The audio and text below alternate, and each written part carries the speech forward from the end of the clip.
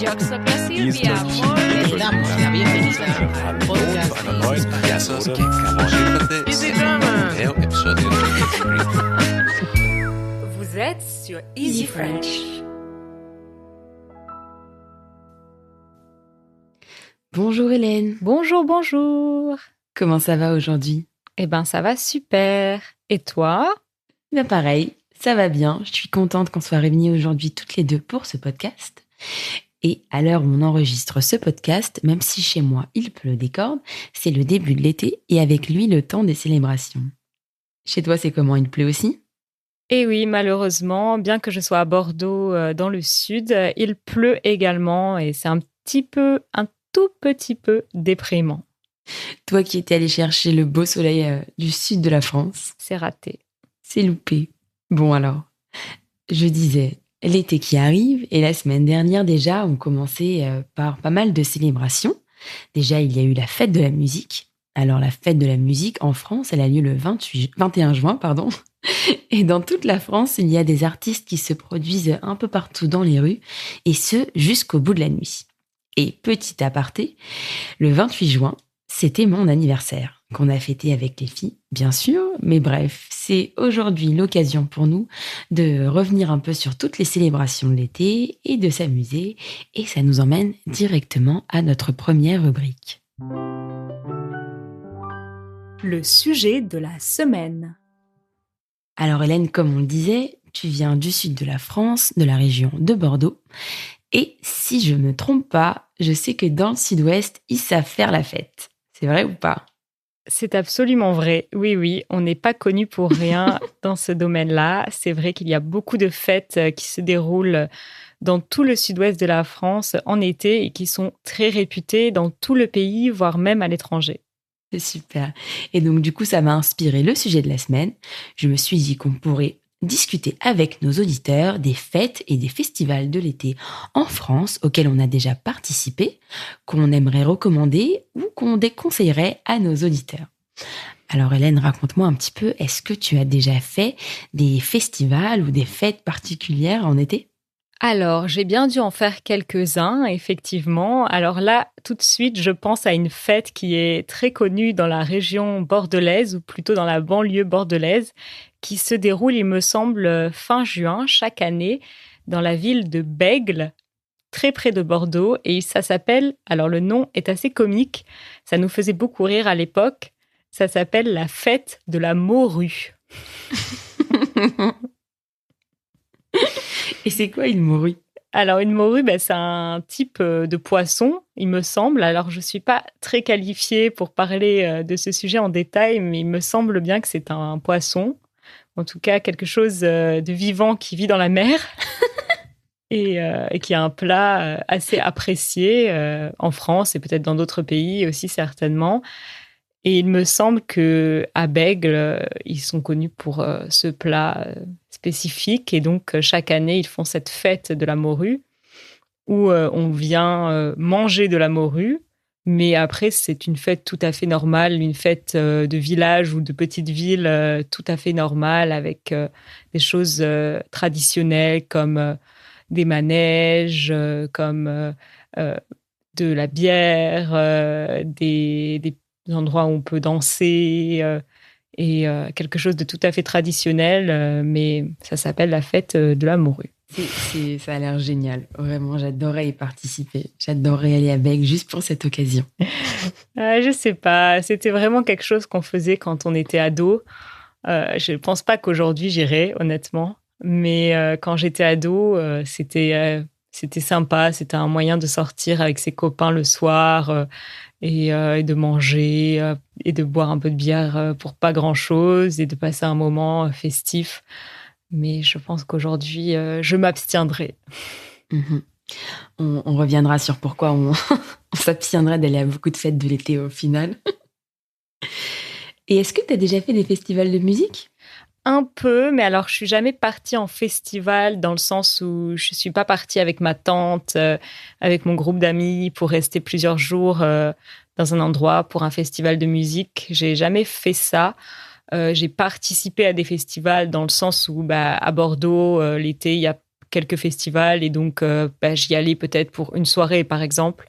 Je restais juste à un concert en extérieur le soir et après, je rentrais dormir chez moi. Donc, j'ai jamais vraiment participé à un festival dans le sens où on l'entend la plupart du temps. Et toi ? Eh bien, justement, ça m'est arrivé une fois. Et alors, c'était un festival qui s'appelait La Route du Rock. Et il était dans la région de Saint-Malo. Et je pense que c'est un des pires souvenirs de ma vie. C'était vraiment atroce. Alors, j'y étais quand ? Il y a quelques années, peut-être 4-5 ans, peut-être 6 ans, quelque chose comme ça. J'y étais avec mon amoureux de l'époque et on y rejoignait ses copains qui étaient fans de festivals et qui venaient pour beaucoup de cette région-là et qui nous avaient vendu le truc comme quelque chose d'absolument génial, une expérience hors du commun. Et alors nous, on avait décidé de faire les choses à fond. On avait pris nos tickets pour les 3 jours, on avait pris notre tente et on avait prévu de camper là-bas 3 semaines, faire la fête, boire de l'alcool, écouter de la bonne musique et se faire des copains. Tout du moins, c'était le plan initial. Alors, comment ça s'est passé ? Il faut savoir que tout le terrain était en terre battue et qu'il a plu les 3 jours non-stop. Évidemment. Donc, on a passé 3 jours dans la boue. Toujours. Ça se passe toujours comme ça. Donc, 3 jours dans la boue avec des bottes de pluie et un caouet et vraiment de la boue jusqu'aux genoux, quoi. C'était pas une blague, c'était vraiment, il y avait de la boue partout. Il y avait nulle part du bitume, quoi, du béton. C'était vraiment partout de la terre battue. Donc, c'était ignoble. Les terrains de camp étaient dégueulasses. Et les gens... Alors, pour le coup, j'étais vraiment étonnée, mais vraiment, beaucoup de gens se sont très, très mal comportés. Il y a des gens qui ont l'alcool festif et d'autres pas du tout. Et alors là, vraiment, on est tombé sur des gens mal éduqués, quoi, qui faisaient exprès de marcher sur les tentes pour embêter les gens qui dormaient. On m'a aussi volé de l'argent dans ma tente. Enfin, vraiment, ça a été une catastrophe tout du long. Et puis, en plus, je me suis rendu compte que j'aimais pas trop le rock. Vraiment, je n'avais rien à faire là, quoi. Waouh ! Voilà. Il y a de quoi donner envie à nos auditeurs. Non, vraiment, la route du rock, je suis désolée, je déconseille. Mais en parlant de rock, Hélène, tu te souviens quand on avait fait cet épisode assez rigolo avec Rita, où tu nous posais plein de questions de culture française, tu nous avais parlé d'un festival et on s'était fait avoir toutes les deux avec Rita, le Hellfest. Oui, je me souviens très bien. Et alors, en fait, le Hellfest, oui, c'est en France, c'est ça ? C'est en France, effectivement. Alors, cet épisode, on l'a filmé, il me semble, il y a quelque temps déjà, presque 2 ans. Donc, j'avoue que je me souviens avoir posé cette question, mais je me souviens pas précisément de la réponse. Là, comme ça, je dirais que ça se passe en Normandie, ou en tout cas dans la partie nord de la France, ça c'est sûr. Et je dirais à l'ouest, mais je suis pas non plus sûre à 100%. Mais effectivement, c'était un festival français, c'est ça, et c'était du rock, hein, du hard rock, non ? Oui, alors il y a du hard rock, comme on prononce à la française sans prononcer le H. Il y a aussi, il me semble, ce qu'on appelle du métal. J'ai toujours pensé que c'était un peu similaire, le métal et le hard rock, mais peut-être que nos auditeurs pourront nous corriger. Sentez-vous libre de corriger si besoin, parce que nous ne sommes pas du tout expertes dans ce domaine. Et alors, il y a des festivals qui sont beaucoup plus connus. Je crois qu'un des plus connus, ça doit être les Vieilles Charrues, non ? Les Francopholies, les Solidays. Ça, c'est des gros festivals. Ça, c'est très connu. Ouais. Et pour le coup, c'est de la musique un peu plus populaire, moins spécialisée avec des stars que tout le monde connaît et que tout le monde a hâte de voir, quoi. Absolument. Il y a aussi, proche de Bordeaux, dans une ville qui s'appelle Marmande, le festival Garo Rock, qui est très connu et très apprécié des jeunes. Il y a des artistes de différents courants musicaux. Il y a du rock, mais pas que. Et je me souviens que c'était très à la mode quand j'étais au lycée d'aller avec ses copains à Garo Rock à Marmande. Garo Rock. Ok, j'imagine dans le Gard. Non, c'est à Marmande, donc c'est vraiment à côté de Bordeaux en fait, en Gironde. Mais s'il y a un festival que je peux vous recommander, mais que je n'ai pas fait, c'est le festival du Cabaret Vert, à côté de la ville de Charleville-Mézières, du coup, dans les Ardennes. Alors ça, je sais que c'est un festival qui est bon enfant, où les gens sont sympas, où il y a exactement les mêmes artistes que dans les grands festivals beaucoup plus connus de toute la France. Et je sais que dans ce festival, dans le Cabaret Vert, dans les Ardennes, il y a souvent beaucoup de nos amis belges qui s'y rendent. Alors peut-être que ça contribue à rendre ce festival plus agréable. Je sais pas, mais je vous le conseille. Et toi, Maëlène, d'autres recommandations ?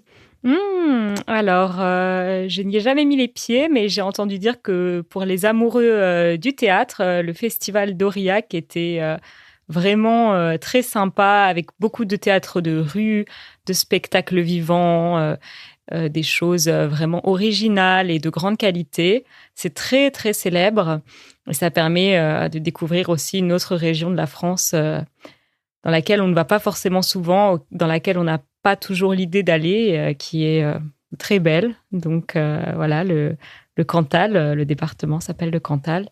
Et donc je me permets de le conseiller, bien que je n'y ai pas été, parce que j'en ai entendu seulement du bien. Eh bien, tu m'as mis l'eau à la bouche et c'est peut-être effectivement une très bonne idée d'aller vers des festivals un peu plus culturels. Et c'est une transition parfaite pour notre prochaine rubrique. La Minute Culture. Alors Hélène, pour cette petite Minute Culture, petit retour 2 ans en arrière, je voudrais te parler de la toute première vidéo que nous avons postée sur notre chaîne YouTube Easy French. C'était notre vidéo spéciale 14 juillet, bal des pompiers, qui avait été l'occasion de recevoir des réponses plutôt surprenantes. Alors Hélène, est-ce que tu peux finalement expliquer à nos auditeurs ce qu'on fête réellement le 14 juillet ? Eh bien, chers amis, le 14 juillet, c'est donc la fête nationale de la France. C'est donc un jour férié chez nous. Et alors aujourd'hui, on le célèbre avec un grand défilé militaire sur les Champs-Élysées, ainsi que des fêtes dans toutes les villes et les villages de France qu'on appelle les bals. Donc ce sont des fêtes dansantes, souvent organisées par les pompiers. C'est pour ça qu'on appelle ça le bal des pompiers. Ce sont des fêtes très populaire où tout le monde aime bien aller avec sa famille, avec ses copains. Et ensuite, le soir, vers 23h, on a généralement un feu d'artifice dans absolument toutes les villes et les villages de France, je dirais, sauf peut-être les petits villages. Donc ça, c'est la manière qu'on a de célébrer cette fête. Et sinon, pour l'origine, alors bien évidemment, beaucoup d'entre vous, les amis, doivent connaître la Révolution française et la prise de la Bastille, qui a eu lieu donc le 14 juillet 1789. Mais en fait, ce qu'on célèbre le jour de la fête nationale, ce n'est pas tant cette prise de la Bastille que la fête qui a eu lieu l'année d'après, qui s'appelle la fête de la Fédération, au cours de laquelle, en fait, on a célébré pour la première fois le 14 juillet et l'unité de la France. Et donc, c'était une grande fête où même le roi a été convié, oui. Et c'est cette fête-là, en fait, que l'on a après pris l'habitude de célébrer chaque année en tant que fête de la France, tout simplement. Voilà, merci beaucoup pour cette explication. Et on passe à notre prochaine rubrique. J'ai capté. Alors Hélène, si je te dis un cheval, tu me réponds des... Un cheval, des chevaux, Ouais, des chevaux. Un bocal, des... des bocaux. Excellent. Alors, amis auditeurs, si vous avez été attentifs, vous aurez remarqué que nous avons dit tout au long de cet épisode les festivals de l'été et non les festivals. Et oui, la langue française est pleine d'exceptions. Et tout bêtement, je me suis demandé pourquoi. Toi, Hélène, tu sais pourquoi on dit un festival des festivals ? Alors, j'ai sans doute dû le savoir à l'époque lointaine où j'étudiais la littérature et la langue française, ainsi que l'histoire de la langue française pendant mes années universitaires. J'ai dû sans doute l'oublier aussi, je ne vais pas mentir. mais tu as eu la gentillesse de nous rafraîchir la mémoire en nous expliquant l'origine, et c'est là que ça m'est un peu revenu en tête. Donc, je te laisse l'honneur si tu veux. Donc, tu pourras me corriger si je me trompe, mais j'ai fait effectivement mes petites recherches Internet et je vous explique tout. En fait, tout dépend du moment d'arrivée des mots dans la langue française. Par exemple, le mot cheval est un mot qui est dit ancien, un mot qui vient du latin. A priori, enfin, c'est pas a priori, le singulier du mot cheval, c'est caballum, et son pluriel caballos. Et en fait, en évoluant, au cours du temps, le singulier du mot caballum est devenu le mot qu'on connaît cheval, et caballos a transitionné vers chevaux. Et j'imagine que c'est plus ou moins similaire pour tous les mots qui ressemblent, enfin qui ont un pluriel en AUX, non ? C'est ça, vous pouvez dire j'ai un mal de tête, mais si vous choisissez d'opter pour le pluriel, et c'est possible, on peut le dire en français, j'ai souvent des maux de tête. Mais alors du coup, pourquoi festival au pluriel c'est festival ? C'est parce qu'a priori, ce mot est arrivé beaucoup plus tardivement dans la langue française. Il serait arrivé en 1830 et ce serait un mot d'origine anglaise. Et en arrivant si tardivement dans la langue française, il a pris tout simplement les règles du pluriel du système général. On y ajoute donc simplement un S. C'est intéressant, non ? Moi, ça m'a beaucoup intéressé de faire ces recherches et je me suis dit que peut-être quand on connaissait l'origine d'une exception, ça pouvait aider à la retenir. Tu penses ? Ouais, je pense que c'est tout à fait possible. De manière générale, plus on trouve les réponses nous-mêmes à nos questions, j'ai l'impression, et plus c'est facile de se souvenir des choses. Par exemple, vous avez sans doute remarqué, les amis, que quand vous cherchez vous-même la conjugaison d'un verbe français sur Internet, vous allez beaucoup mieux vous en souvenir que simplement si pendant un cours de français, on vous le dit et vous le notez comme ça sur votre cahier sans réfléchir. Mais si c'est à vous de chercher l'information, sans doute vous réussirez à mieux la retenir, effectivement. Et oui, comme dit Hélène, il faut parfois un peu se challenger et ça m'emmène directement à la rubrique suivante. Au défi! Alors Hélène, pour ce défi du jour, j'ai décidé qu'on allait un peu s'éloigner de l'été et de la musique et se concentrer sur les fêtes et les célébrations. Et je vais te poser à nouveau un dilemme cornélien. Si tu devais choisir entre ne plus jamais célébrer ton anniversaire ou ne plus jamais fêter Noël, qu'est-ce que tu choisirais ? Je sais, c'est très dur. Effectivement, c'est pas facile. Mais j'ai déjà réfléchi, je vais pas vous mentir les amis, c'est pas une réponse à 100% spontanée. J'ai réfléchi un petit peu et j'ai pensé que Noël, c'était quand même une fête avant tout familiale. Dans ma famille, on le fête chaque année et souvent c'est l'occasion de retrouver la famille un peu plus éloignée, les membres de la famille qu'on n'a pas l'occasion de voir souvent. Parce que ma famille est un peu étendue. Il y a beaucoup de monde dans le sud-est de la France. Il y a aussi du monde dans le sud-ouest. Il y a du monde à Paris. Et on n'a pas souvent l'occasion de se réunir tous ensemble.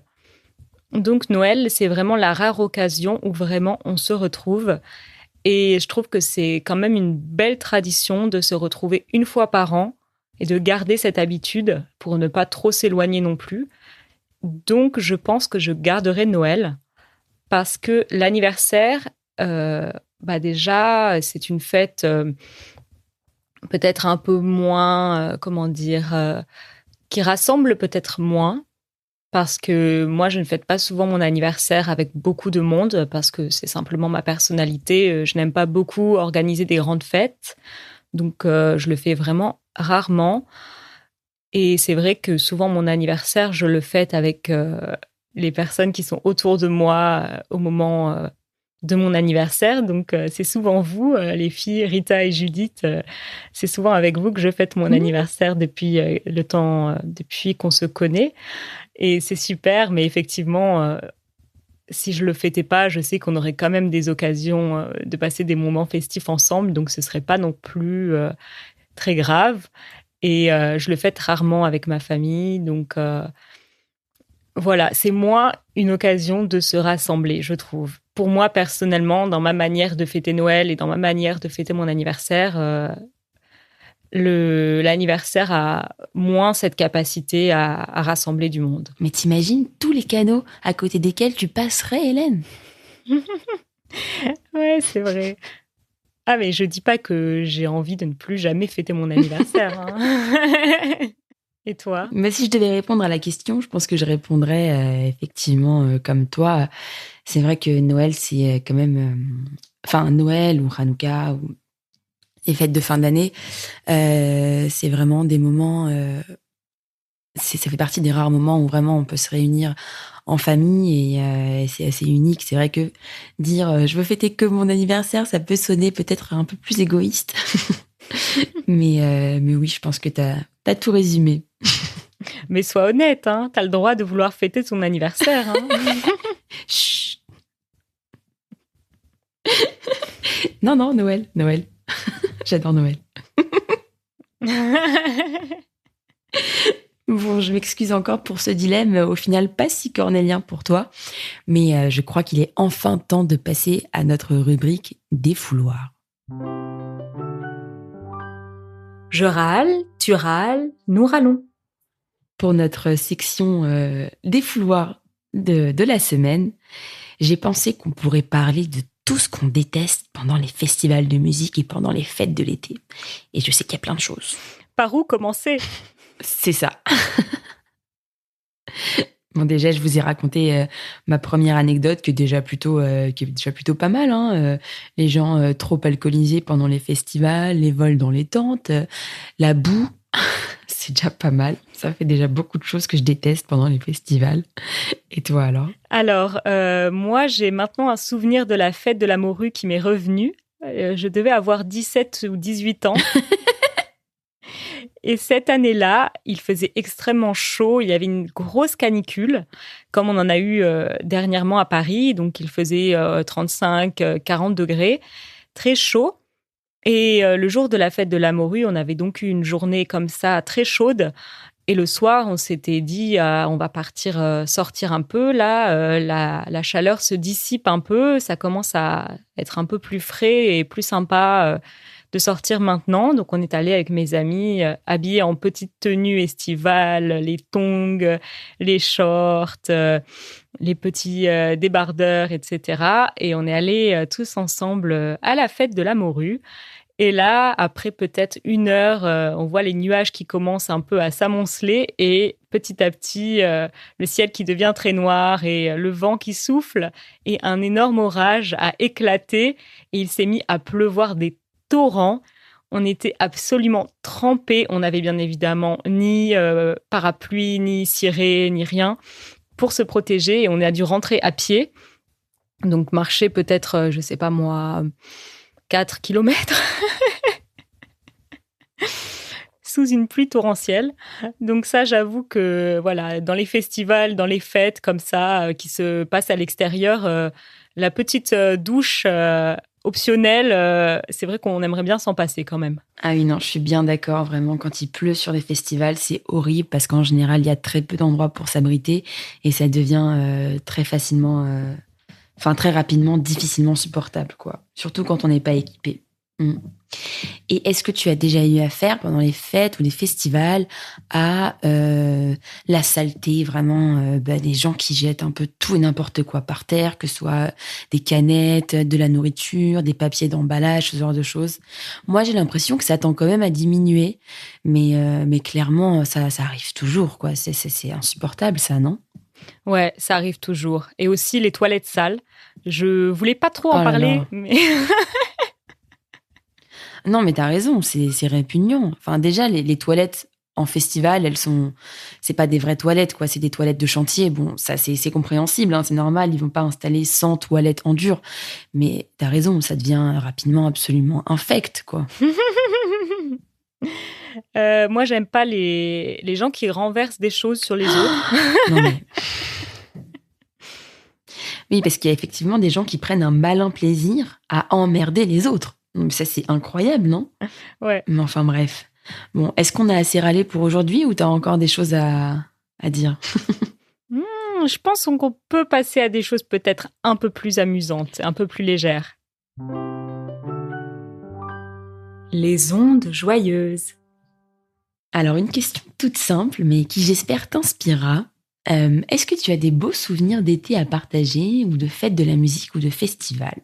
Et oui, il y a aussi des bons moments, des moments agréables dont on aime bien se souvenir dans les froides journées d'hiver ou d'automne. Et moi, c'était l'année dernière, donc en 2021.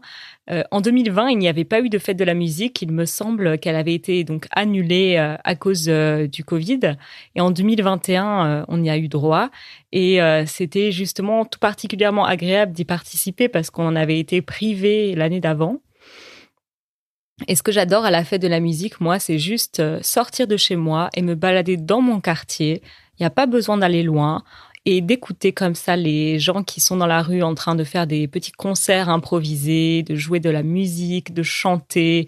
Il y a toutes sortes de musiques différentes et on peut simplement s'asseoir. Souvent, il y a des chaises, même dans la rue, des petites tables. On peut s'asseoir, boire un verre, écouter un peu un petit concert et puis continuer à se promener, écouter quelque chose d'autre. Et c'est ce que j'ai fait l'année dernière avec mon copain qui, lui, ne connaissait pas la fête de la musique en plus, puisque il était en France depuis 2 ans et l'année d'avant, elle n'avait pas eu lieu. Donc pour lui aussi, c'était une expérience un peu particulière et on avait passé un très joli moment comme ça dans notre quartier. Et parfois, les choses les plus simples, finalement, c'est ce qui est le plus sympa. Bah, c'est un peu toute l'insouciance de la période, parce que comme si, en fait, avec l'arrivée de l'été, il y avait tous nos soucis qui s'évaporaient dans les airs, et tout le monde est d'un coup plus détendu, plus heureux, plus enclin à faire de jolies rencontres.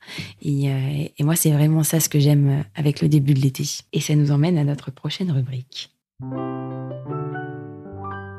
Vos questions. Alors aujourd'hui, on a reçu un très très beau message vocal qu'on avait très envie de vous partager. On vous fait écouter ça. Salut les amis, j'espère que vous allez bien. Je m'appelle Lex Walia, je viens de Zambie et je suis en train d'apprendre le français. Je voudrais vous dire que vous êtes le groupe que je préfère le plus par rapport à l'apprentissage du français. Vos vidéos sont très intéressantes et très utiles pour moi. Ils font me plaisir beaucoup. Et je veux vous dire aussi que bientôt, je vais vous joindre dans votre communauté. Et un jour, je voudrais vous rencontrer face à face quand je visite la France. Merci à tous les trois, Judith, Hélène et Rita. Merci à tous. Ouais, c'est incroyable. Donc, il vient de Zambie. Alors, c'est incroyable parce que c'est extrêmement loin de nous. Et savoir que des gens qui viennent de si loin nous écoutent et partagent finalement une sorte de quotidien avec nous, c'est complètement fou. Et donc, je lui ai dit, mais si tu aimes nos vidéos, as-tu écouté le podcast? Il m'a dit oui. Et je lui ai dit, n'hésite pas, si tu le souhaites, à nous envoyer un message sur easyfrench.fm. Et il l'a fait. Donc, je tiens à le féliciter pour avoir fait l'effort de nous envoyer un message vocal. Et je trouve que son français est magnifique. Oui, franchement, son message vocal est parfait. Ouais, c'est très très courageux. Vous aussi, n'hésitez pas à nous envoyer des messages vocaux sur easyfrench.fm. Et puis surtout, Letson, il mentionne quelque chose d'important. Il dit qu'il va bientôt rejoindre la communauté Easy French. Et ça aussi, on vous invite vivement à le faire. Alors, ça dépend, mais vous pouvez, par exemple, rejoindre notre community membership. Et à ce moment-là, vous avez accès à un chat où on discute tous les jours avec des dizaines d'apprenants du monde entier. On parle de tout, de rien, et on se rejoint tous les mois sur Zoom pour faire un appel pendant 1 heure, discuter, jouer et apprendre le français en s'amusant. Alors, comme Letson, n'hésitez pas, vous aussi, à rejoindre la communauté Easy French. Allez, salut les amis. N'oubliez pas de nous écrire. Écrivez-nous, envoyez-nous des messages vocaux. Dites-nous ce que vous pensez du podcast. Vraiment, exprimez-vous, parlez français, écrivez français. C'est comme ça que vous allez apprendre. Faites des erreurs, apprenez, rigolez de vos erreurs et soyez bienveillants avec vous-même. Et je crois que sur ces belles paroles, on peut dire au revoir à nos très très chers auditeurs qu'on aime aussi beaucoup. Salut les amis!